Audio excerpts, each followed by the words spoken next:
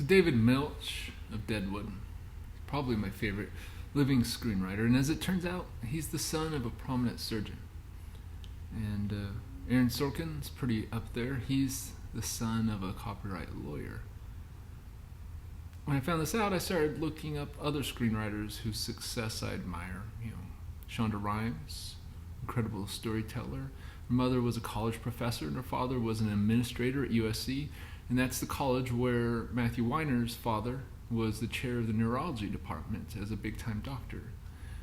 Turns out Issa Rae's father is also a doctor. Callie Curry's as well, and Venus Sood's. Lena Dunham's parents, though, are pretty famous New York City artists. Bo Willimon, the dude who did House of Cards, his dad's a lawyer, and so is Michael Schur, the Brooklyn Nine-Nine guy. Joss Whedon, his father and grandfather were both successful TV writers. J.J. Abrams' father, though, he was an Emmy-nominated TV producer. Damon Lindelof's was a bank manager. Billy Ray, literary agent. Judd Apatow's dad was a real estate developer, and his mom ran a record label that his grandfather founded.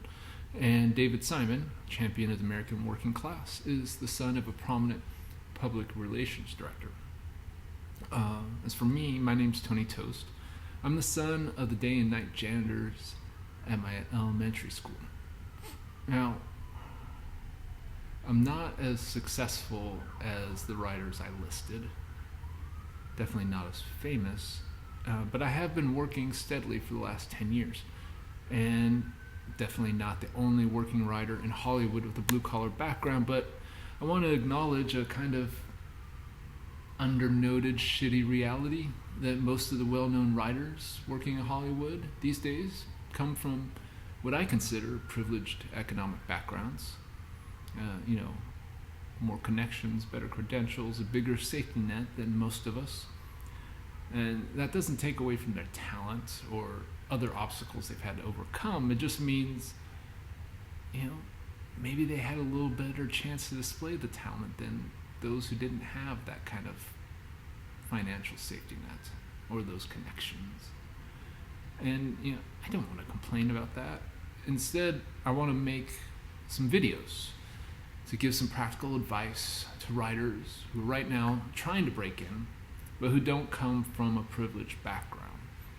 My goal is to kind of demystify the process, maybe a little. And so if you feel like an outsider, for whatever reason, I hope these videos can be of a little bit of use. Because I would love to see more of you cashing checks, in addition to all the rich descendants of producers and hedge funders and doctors and lawyers such who are cashing most of the checks now. I think it also might make TV movies a little bit more interesting to have more blue-collar people writing for the screen. Okay, so what am I going to talk about? Well, first topic is going to be very general, and it's just the question of what are you going to write in the script that's going to break you into the industry? And I think the answer to that question is another question. What do you actually want your script to do for you? If you're outside of the entertainment industry and you're a writer, especially if you're kind of a blue-collar person, I think your number one goal is not to sell a script. I think your number one goal is to get into rooms. You want to get into rooms with agents, managers, executives, producers, directors, or with actors and actresses. You're going to want to get into rooms, get into Zooms, get onto phone calls, because your career's not going to start until these conversations begin happening. And one way to get into these rooms, kind of a traditional way, is by becoming an assistant of some kind, or a script coordinator, or some other lower level support staff. And you'd be helping making a TV show at a kind of a lower level, or your personal assistant to some big shots. And if you do that, you'll literally be working in a room in proximity with people with power or with access to power. But if you're an outsider and you don't have money, there's some difficulties in trying to take this path. These positions are usually underpaid for LA. And they're often, therefore, filled by younger people who have other means of support, like their families. These positions also have ungodly hours, crazy stress levels, and it might be tough to develop as a writer while trying to hold on to these jobs. You can look up 10 years from now and you're not getting paid to write. You're actually just still helping the people who are getting paid to write. And finally, also, people are usually hired for these jobs via recommendation and referral, meaning it's really hard for an outsider to get one of these gigs. Usually you have to already know people. And so if you're not going to be an assistant, how about contests? And I don't know much about contests. I've been doing this professionally for 10 years. If I've encountered another working writer who broke in through a contest, I don't know about it. Maybe they have, but so far I don't think I've met anyone who has. I have no experience with screenwriting contests myself, so I can't really offer too much insight. From a distance, I'm skeptical. It seems potentially like a way to milk money from people who are desperate for an in and don't have their own connections, but maybe not. Maybe some of these contests are very legit and helpful, and for them to be legit or helpful, they need to connect writers to people in the industry, like agents and managers. Otherwise, it's just taking money. So, if you're not going to be an assistant and if contests are a little shaky, then what's left? And what's left, I think, is writing a script that gets somebody's attention. And that's how I did it myself. So 2010, 2011, I was living in Seattle, and a writer friend who I'd been buddies with for like 10 years got staffed after his novel was published, and he wrote some scripts for The Killing on AMC. And I got inspired by that. And I wrote my own original pilot for a show I invented. It's called Tangle Eye. And my buddy passed my script to his agents, and he vouched for me. They read my script, and they really liked it. They called me up, offered to rep me, and I agreed. And so they passed the script around, told people about me, and they set up a week and a half of meetings in LA. And essentially, that week and a half of meetings kicked off my career. I got a job writing for a show out of that, and I set up a couple of deals with studios to develop pilots for them, and I was off. And I think, looking back, the most notable thing I learned in that first week and a half of meetings was probably this. The fancy and generally very nice and interesting people in these Hollywood rooms, they may have met with me because they liked my script, or maybe they just liked my agents, but when I was in those rooms, what they really wanted to talk about was actually me and my life story. And if I have any big insight to offer you in this video, it's probably this. Once I got into these rooms, the very things that had kept me out of the rooms were what made me interesting once I was in them.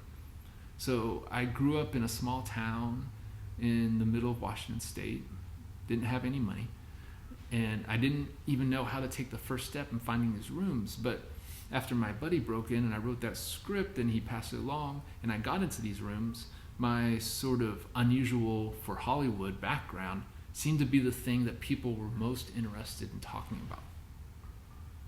So, if you're an outsider wanting to break into Hollywood as a writer, I do have some bad news. If you don't have a personal connection like I did with my friend, or if you don't have money or an Ivy League network, it's going to be ridiculously hard for you to get into these rooms. That sucks. It's kind of how it is. Hollywood's not a meritocracy. People like to say things like, the cream rises to the top. But what they don't say is you usually have to be born in the bucket of milk first.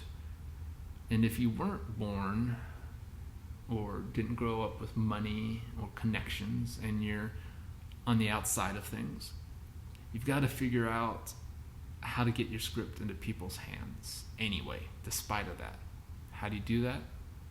I don't know. I had my friend, and that's how I did it. I don't know how I would do it otherwise.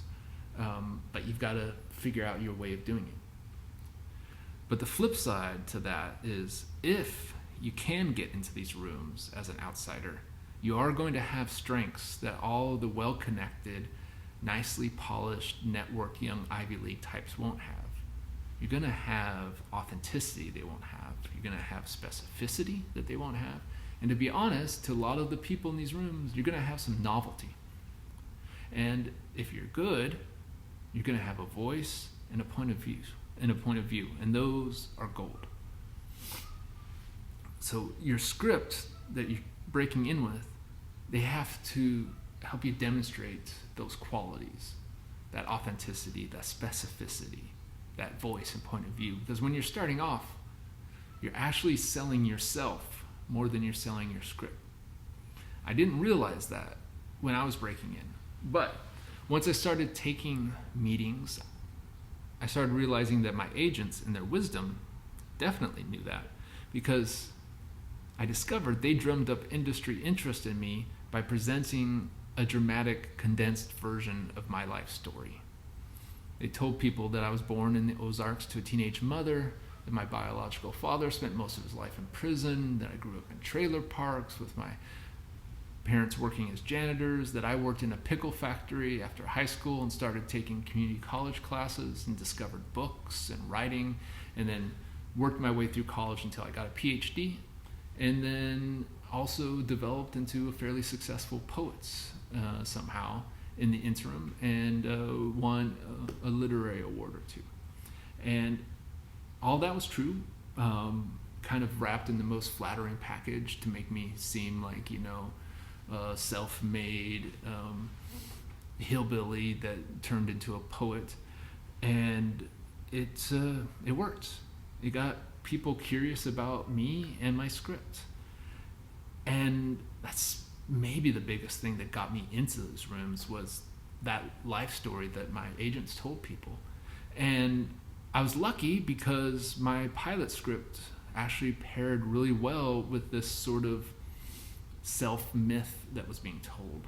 My pilot was a Clint Eastwood, Sergio Leone sort of Western set in the modern day, mostly in the town I grew up in, which was in Washington State, abandoned mining town near the Muckleshoot Indian Reservation. And a bunch of the locations and the characters and incidents were from my upbringing, and there's a kind of elevated language to the writing that reflected my poet's sensibility. So, the story that my agents told about me and my script, they went together pretty well.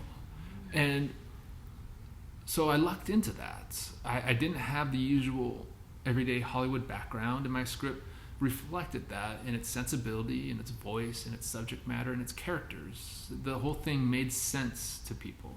It made me stand out a little bit. And so how did that help my career, practically speaking? Well, I think first of all, it positioned me as someone who could authentically write about blue-collar America. My script didn't hopefully come across as a pastiche of crime films that I liked. Instead, hopefully it had some personal stakes and specificity, which became clear when we would discuss my script in these rooms. And that kind of gave me an identity that served me well going forward. Also, my background and my script suggested that I had a definable, lack of a better term, I had a brand, blue-collar poet maybe, or thoughtful white trash. And practically speaking, this brand meant if executives or producers ended up liking me or my writing, I was now someone they could reach out to if they had a blue-collar novel or an article that they wanted to adapt. And at the start of my career, it was incredibly useful to be put into a box, because I don't know if screenwriting gurus tell people this, but chances are no matter how great your break-in script is, you're probably never going to sell it, let alone have it get made. But a great initial script can get you into rooms with people who might pay you to write the stuff they actually want to have written. And that's the adaptation of some intellectual property that they control. But for that to happen, these people in these rooms have to get invested in you. There's not really a big market for original material in Hollywood. Everyone wants intellectual properties that they can control. But there is a perpetual market for original voices, or to be more exact, a market for cheap original voices. And if you're going to break in and start a career, not just one script, but a career, chances are you're going to start off as one of these cheap original voices hired to staff a show or adapt a property. But first, you have to demonstrate a voice that's actually original. In my case, I never got Tangle Eye made, that pilot. Never even got paid for writing it. But it did open up a very specific set of doors for me. It helped me get hired for Longmire, which is a blue-collar Western mystery show set in a similar world as my pilot. And I wrote and produced for that show for 5 seasons, learned kind of everything I know about making TV. I also got paid for developing blue-collar crime shows set in Texas and Missouri for different TV studios. I wrote and sold a blue-collar sports movie script and a blue-collar bare-knuckle boxing script. Then I created and sold and eventually show ran my own show called Damnation, which was, you guessed it, a blue-collar Dust Bowl Western set in Iowa during the 1930s. So it's been 10 years and I'm still largely in my blue-collar box, and I'm kind of happy about it because that's still the shit I want to write. But starting with Tangle Eye and that first week and a half of meetings in my life story, each kind of blue-collar door has opened to another one. And it all started with that initial package of script and life story. So if you consider yourself an outsider, when you're choosing your story for your breaking in script, think about how that script might connect with whatever makes you an outsider. And this can take myriad forms. So I'm not saying that if you're a black woman working in Walmart in Oklahoma that you have to write a script about being a black woman working in Walmart in Oklahoma. Not saying that at all. I'm just saying think long and hard about what's keeping you out of these Hollywood rooms. Then think about how you can creatively harness that, because if you can get into these rooms, your differentness, your outsiderness, that's what's going to capture people's attention. Also, maybe consider combining your background with a genre that you deeply love and that you want to write in. If you had to pick a box, what box would it be? And maybe write as well as you can in that box. And by genre, I mean, not just horror or crime, but it could be romantic comedy or prestige period films or weirdo hipster films. If you had to just choose a lane, which lane would it be? And define yourself at the start with that lane. So if you're a black woman working at a Walmart in Oklahoma and you really love horror movies and you want to get paid to write them, I'd suggest writing the horror script that only you can write, drawing on life experiences and insights that are unique to you. So in that script, it could have black characters or not. That's totally up to you, obviously. But, leverage your outsider status. If not in the characters, then in the voice, or in your humor, or in the job that the characters have, or in where you choose to set the story. Something that fuses with your life story so that they make sense together when you get in those rooms. And because whatever it is, I'd lean into that. Because, unfortunately, if you're not rich and you don't have connections, just being good enough is not going to be good enough as an outsider. The children of privilege, they still have all the connections and they have all that money and they have all that time compared to us. You're going to need something different, something that these people in these rooms who make the decisions can grasp right away and use going forward. And if you're trying to break in by writing a script that chases the newest trends or cashes in on some hot new TV show or whatever, I'd really reconsider that approach. Because as an outsider wanting to break in, chances are you won't be able to chase trends or replicate fads as well as these insiders. Plus, they're going to get their scripts into hands more quickly than you will. By the time your version of the fad gets to people's desks, if it does, it's going to be old news. So my advice, and based just on my experience, is don't even try to chase trends. I broke in by writing a modern day Clint Eastwood Western set in my hometown, and it probably meant a lot of execs didn't even consider my script. Who gives a fuck about a Western these days? But those that did read my script, a lot of them responded to my voice and my sensibility and my apparent authenticity. And here's the thing, those were the qualities they were really shopping for anyway. My script was just the pretext for us to meet. As an outsider, my break-in script actually functioned more like a cover letter than as some blueprint for something to be filmed. All my script did was give these people in these rooms a sense of what I could do for them in the near future. Because that's what 90% of the people I met with were really interested in. They weren't really interested in Tangle-Eye. They were interested in whether the person who wrote Tangle-Eye could write something for them. And producers and executives, I think they like nothing more than to tell their colleagues that they have some promising writer with real authenticity working on a project for them. And the Harvard-educated son of a Fox studio exec usually can't offer that authenticity. Maybe you can.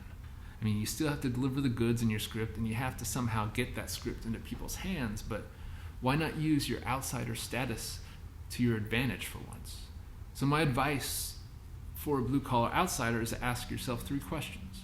1, what kind of scripts do you want to be paid to write? 2, what interesting life experiences or points of view do you bring to the table? And 3, how can you merge these together in an exciting way? For me, I was able to fuse my love of Westerns and crime films with my blue-collar small-town life and wrap it all up in my sort of poet's sensibility. And that gave me a clear, understandable identity as a writer at the beginning of my career. Now, maybe this sounds like I'm telling you to exploit yourself or monetize your trauma or whatever. That's your call, whatever you feel comfortable with doing. But just a couple more thoughts. 1, don't try to package yourself cynically, because it'll show. Mere cleverness is hollow, and don't try to outsmart the genre or the medium. Honestly, try to merge your background with the genre or a type of story that you sincerely really love. A lack of passion will just kill your script. And 2, Hollywood insiders are relentlessly leveraging their insider status every day without a shred of guilt. Why not leverage your outsider status in return? Why not offer the industry something that these insiders, by definition, can't offer, instead of trying to play their game with less resources and less connections?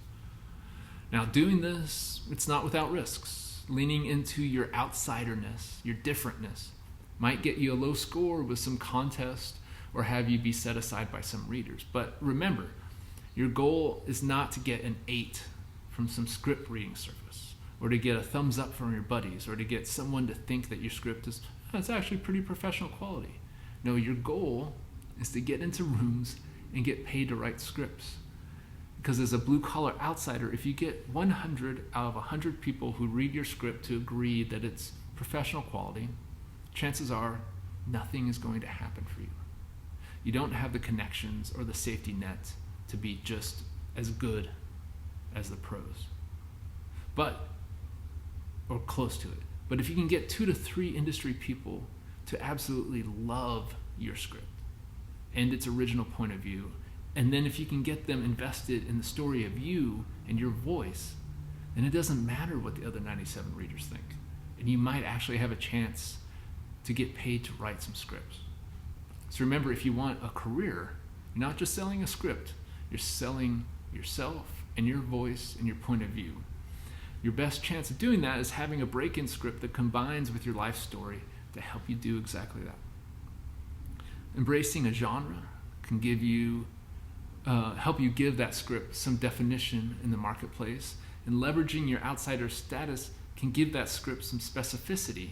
And then if you combine that together, it can give you an original identity. That's sort of what Quentin Tarantino did in Diablo Cody.